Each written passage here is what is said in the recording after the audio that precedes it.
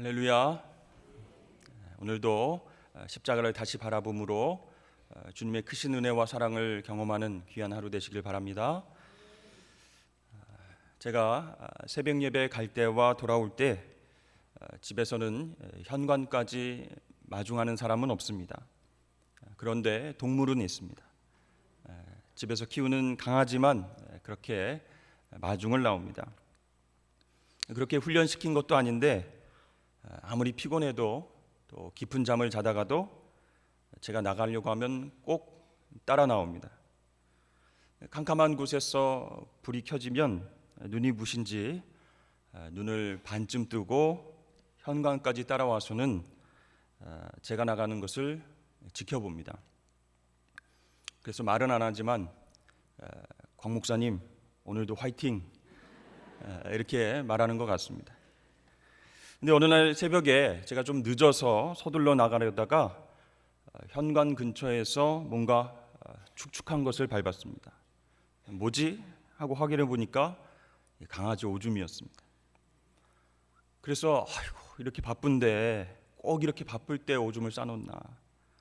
평소에는 패드에다가 잘 싸놓더니만 이게 막 투덜거리면서 마중 나온 강아지를 이렇게 제가 째려봤습니다. 그러니까 시간이 없으니까 어쩔 수가 없죠. 그래서 양말을 벗고 다시 발을 씻고 다시 양말을 갈아 신고 막 서둘렀습니다. 이제 나갈 때 보니까 이 강아지의 표정이 어둡습니다. 그러니까 제가 화난 것을 이제 아는 것 같았습니다. 그렇게 새벽 예배가 끝나고 돌아와서 제가 그 범죄 현장을 치우려고 보니까 또 다른 곳 바닥에다 또 실례를 한 거예요. 그래서 제가 화가 나서 그렇게 얘기했죠. 너는 왜 평소에 잘하다가 오늘 바닥에만 2번이나 실수를 하느냐? 응? 내가 화난 것 알면서도 또 여기다 쉬를 해? 이렇게 야단을 쳤습니다. 알아듣는지 못 알아듣는지 모르지만 그렇게 야단을 쳤어요. 그러니까 누가 들으면은 한 5살짜리 아기를 키우는 것 아닌가 이런 생각이 들 정도로 그런 대화를 했어요. 그 이후로 이 강아지가 저를 보면 슬슬 눈치를 봅니다. 그렇게 이제 며칠이 흘렀고 저는 벌써 그 일을 다 잊어버렸어요. 뭐 강아지 본능이 그러니까 어떻게 하겠습니까? 먹고 싸고 이렇게 하는데 치워줘야죠. 근데 어느 날 제가 집에 들어가서 이제 안아주려고 이름을 부르는데 반응이 없는 거예요. 이상하다, 왜 그럴까? 평소 같으면 막 꼬리를 흔들고 와서 점프하고 안기고 막 그러는데 꼬리를 축 내리고 저한테 안 오는 겁니다. 그때 저는 그 일을 떠올렸습니다. 내가 계속 자기한테 화가 나 있는 줄로 알고 있구나. 그러니까 강아지 입장에서 보면 주인이 자기 실수를 잊어버렸다는 것을 모르는구나 이런 생각을 하게 된 것이죠. 여러분, 우리는 종종 하나님께서 내 실수와 죄 때문에 계속 나에게 화가 나 있다 이렇게 생각하는 경향이 있는 것 같습니다. 그래서 주눅든 채로 하나님 앞에서 눈치 보고 그리고 꼬리를 내립니다. 하나님 용서해 주십시오. 제가 죄를 안 지을 때에 그때에 예배 잘 드리겠습니다. 다음에 잘하면 열심히 봉사도 하고 신앙생활 그렇게 잘 하겠습니다. 이렇게 우리는 하나님을 생각할 때에 하나님은 우리의 죄와 연약함을 지적하고 화를 내시는 그런 하나님으로 생각하고 피하려고 한다는 것이죠. 여러분, 구약 시대에는 죄를 용서받고 하나님과의 그 관계를 회복하기 위해서 제사를 드렸습니다. 속죄제를 드렸습니다. 이 속죄제는요, 대제사장이 자신의 죄와 이스라엘 백성의 죄를 다 같이 하나님 앞에 가져가서 죄 씻음을 받고 하나님과의 관계를 새롭게 하는 그런 제사입니다. 그러나 이 소와 염소와 수송아지와 같은 그 짐승의 피로는 깨끗하게 되는 효력이 1년밖에 가지 않는다는 거예요. 그래서 매년 제사를 드릴 수밖에 없습니다. 그러나 예수님은 십자가 위에서 이 일을 단번에 끝내셨습니다. 왜냐하면 예수님의 피는 짐승의 피하고는 비교할 수도 없는 하나님 자신의 속죄제였기 때문입니다. 그렇습니다. 예수의 보혈은 우리의 모든 죄를 씻는 일에 한계가 없는 줄로 믿습니다. 그리고 그 효력은 영원한 줄로 여러분 믿으시길 바랍니다. 그렇게 예수님은 십자가 위에서 단번에 하나님께 희생제사를 드리심으로 완전한 구속을 이루셨습니다. 그래서 우리와 하나님 사이를 막고 있었던 그 죄의 장벽이 사라지고 언제든지 우리가 하나님의 임재 앞으로 나아갈 수 있는 그 길이 열리게 되었다는 것이죠. 여러분, 오늘 말씀을 보면요, 예수님의 육체가 성소와 지성소를 막고 있었던 휘장임을 우리는 알게 됩니다. 그 길은 우리를 위하여 휘장 가운데로 열어놓으신 새로운 살길이요, 휘장은 곧 그의 육체니라. 아멘. 여러분, 예수님의 몸에 어떤 일이 일어났습니까? 그분의 몸은 찢어졌습니다. 군병들의 그 채찍에 갈기갈기 찢겼고 가시 면류관에 의해서 찢어졌습니다. 또 십자가의 무게와 못으로 인해서 예수님의 육체는 찢겨졌습니다. 그러나 놀랍게도 이렇게 처참하게 찢긴 그 몸을 통해서 영광의 문이 열렸습니다. 예수께서 다시 크게 소리 지르시고 영원히 떠나가시니라. 이에 성소 휘장이 위로부터 아래까지 찢어져 둘이 되고 땅이 진동하며 바위가 터지고. 여러분, 휘장은요, 성소와 지성소를 막고 있었습니다. 성소는 말 그대로 거룩한 장소이고 지성소는 지극히 거룩한 장소입니다. 하나님의 임재가 있는 곳이기 때문에 아무나 들어갈 수 없는 곳입니다. 자, 유대인들은요, 성막 바깥 뜰까지만 들어갈 수 있습니다. 제사장은요, 성소 안까지만 들어갈 수 있어요. 그런데 지성소는 대제사장만 들어갈 수 있는데 그것도 1년에 딱 한 번 들어갈 수 있습니다. 그 외에는 아무도 그곳에 들어갈 수 없습니다.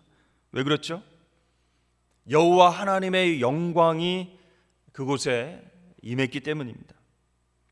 그러니까 하나님께서 허락한 사람만 그 지성소에 들어올 수 있었다는 거예요. 대제사장 아론의 두 아들들, 그들은 하나님께 제물을 바치러 지성소에 들어갔다가 죽임을 당했습니다. 그러니까 이 휘장 그 자체가 분명한 메시지예요. 어떤 메시지입니까? 출입 금지, 그런 메시지예요. 거룩한 하나님의 임재가 있는 곳이니 죄 있는 인간은 들어올 수 없다. 출입 금지, 그런 메시지가 있는 곳이에요. 여러분, 1500년간 휘장에 가려있던 그 지성소, 무엇을 말하고 있습니까? 하나님은 거룩한 분이시다라는 거예요. 우리와 구별되어서 계신 분이고 감히 우리가 다가갈 수 없는 분이다라는 것을 알려주는 것이에요. 그래서 모세도 이런 말을 들었습니다. 내가 내 얼굴을 보지 못하리니 나를 보고 살 자가 없느니라. 그렇습니다. 하나님은 거룩하신 분이시고 우리는 죄인입니다. 그래서 그분과 우리 사이에는 그렇게 큰 간격이 존재할 수밖에 없다는 거예요.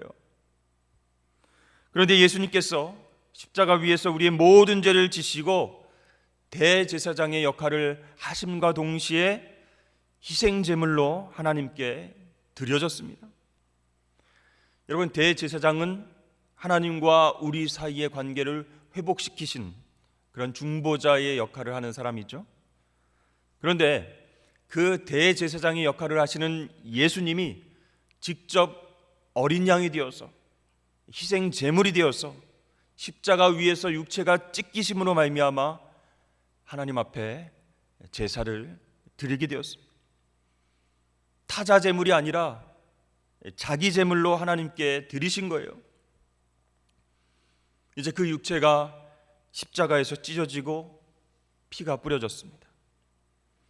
그렇게 예수님이 숨을 거두실 때에 어떤 일이 일어났습니까? 성소와 지성소를 가로막고 있던 그 휘장이 위에서부터 아래로 쫙 찢어져서 둘이 되었다라고 성경은 증거하고 있습니다. 이스라엘 백성들이 광야에서 예배를 드렸던 성막, 텐트, 그곳에 있던 휘장은 그렇게 크질 않았습니다. 그러나 예수님 시대에 있었던 성전에 있었던 그 휘장은요, 높이가 18m, 그리고 넓이는 9m였습니다. 엄청난 크기, 엄청난 무게의 휘장이 한 번에 찢어지기가 쉽지 않은 거예요. 근데 예수님께서 십자가 위에서 운명하신 그 순간 위에서부터 아래로 휘장이 쫙 갈라졌습니다. 여러분, 이 찢어진 휘장은 무엇을 뜻하겠습니까? 이제 성소와 지성소 사이에 그 장벽이 사라졌다, 그런 뜻입니다. 우리와 하나님을 이어줄 인간 대제사장이 이제는 더 이상 필요가 없다, 그런 뜻입니다. 또 동물을 잡아서 희생제물로 바칠 필요도 없어졌다, 그런 뜻입니다. 그럼 여러분, 찢어진 휘장은 우리에게 어떤 메시지를 주고 있습니까? 첫 번째, 우리는 이제 언제 어디서든지 자유롭게 하나님의 임재 안으로 들어갈 수 있다라는 것이에요. 예수 그리스도의 보혈을 의지해서 담대하게 지성소, 즉 하나님의 임재 가운데로 나아갈 수 있다는 거예요.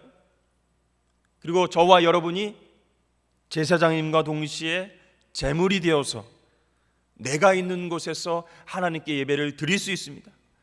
이것이 바로 영적 예배인 줄로 믿습니다. 여러분, 이렇게 영적 예배가 가능하게 된 것은요, 우리와 하나님을 갈라놓았던 그 장벽을, 죄 때문에 분리될 수밖에 없었던 그 장벽을 예수님께서 없애버리셨기 때문입니다. 자신의 육체를 십자가 위에서 찢으셔서 하나님과 우리 사이의 장벽을 제하여 주신 줄로 믿습니다. 그런데도 우리는요, 다시 하나님과 나 사이에 또 다른 장벽을 이렇게 쌓아오려고 그렇게 노력을 합니다. 우리 마음속에 휘장을 만들어서 하나님을 피하고 있어요. 하나님께서는 나와 다시 교제하자고 예수님을 통해서 성소의 휘장을 없애시는데 우리는 마음의 휘장을 다시 만들고 있는 것은 아닌가 모릅니다. 양심의 가책이, 또 습관적인 죄가, 또 실수와 죄책감이 그게 계속 모여서 한 땀 한 땀 휘장을 높고 깊게 만들어갑니다. 그리고 이제는 어떻게 생각합니까? 하나님과의 교제가 이제는 어려워졌다 생각합니다. 포기합니다. 그러나 여러분, 그것은 결코 아닙니다. 사탄의 속임수입니다. 우리는 예수의 보혈을 의지하여 십자가 은혜를 통해서 다시 하나님의 깊은 임재 가운데로 나아갈 수 있는 하나님의 자녀가 된 줄로 믿습니다. 언제든지 어디서든지 하나님과 따뜻한 교제를 나눌 수 있다는 거예요. 여러분, 예수님께서 그 막힌 담을 없애신 것을 믿으실 수 있기를 바랍니다. 두 번째로, 하나님은 여러분에게 화가 나 있는 것이 아니라는 거예요. 하나님은 여러분들의 실수를 벌써 잊으셨습니다. 언젠가 어디선가 여러분들이 실수하고 넘어졌을 때 그것을 다 기억하면서 큰일 났다, 하나님 화내시겠지, 이렇게 주눅 들어서 하나님을 피해 다니기도 한다는 거예요. 여러분, 사탄은 이 죄책감의 휘장이 여러분과 하나님 사이에 끼어들도록, 다시 하나님과 우리 사이를 분리시킬 수 있도록 그렇게 우리를 속이고 있어요. 그래서 다시는 하나님과 가까워질 수 없겠다, 그런 생각을 계속 집어넣는 거예요. 그러나 여러분, 십자가에서 찢겨진 그 예수님의 육체, 찢어져서 둘러나닌 그 휘장의 메시지는 이것입니다.